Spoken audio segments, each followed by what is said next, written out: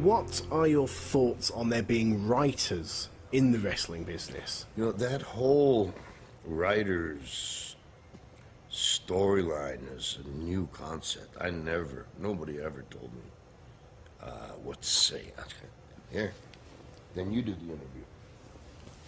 Come on. Oh, that's why you shut up and I do it, because you can't.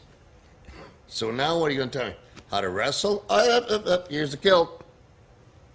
Oh, you can't. Well, that's why I got the kill too. When that happens, you have so many, all doing business under the same ethics as I just did business with you there. That's what happened. That's where the great charisma comes from. That's where the in the ring where the excitement of you don't know what one guy's going to do. You don't know when he gets on the top turnbuckle if he's done it before. Is he going to slip? What's he going to do? Also in the interviews, everybody's coming from a different place. This guy was mad at this guy. This guy's legit. I saw Adrian Adonis just walk across the stage in Poughkeepsie and accidentally stand a step on about this much of the Iron Sheik's rug, and boom! It was all, you never knew there was another one. But as time went on, and now they have writers and things, and the wrestlers, the ones that do memorize it, it's all coming from the same voice. The ideas are all coming from the same place. So it does two things. It gives the company a great amount of control, and it renders the wrestler impotent.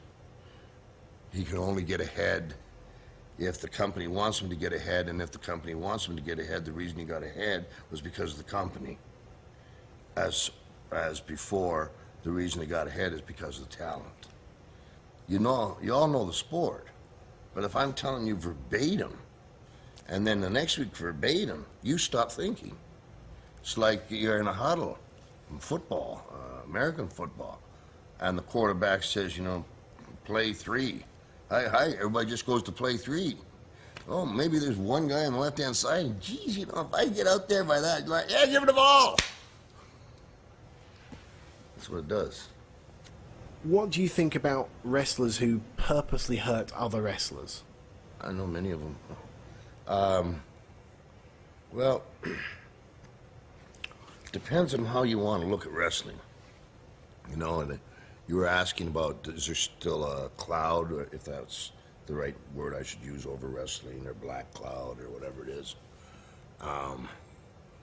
And then you asked me a question about people wrestlers intentionally hurting other people, and that's kind of a contradiction in itself, because not from you, but this black cloud over wrestling, and then all of a sudden we have one case where a fella has been asked to take a dive and he won't, so they stab him and they let him bleed to death in the dressing room in San Juan, Puerto Rico. What part of it's fake? Buddy Rogers was famous for hurting wrestlers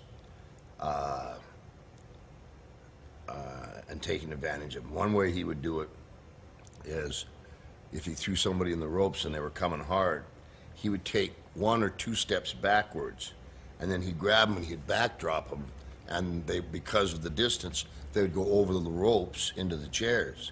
So that wrestler in particular, not only was he trying to hurt the other wrestler, but if it was mom, grandma, and dad in the first row, he didn't care about them either. So it's the lowest form of snake I can think of. Coward, complete coward, will do anything, including sacrifice his mother to be called a star.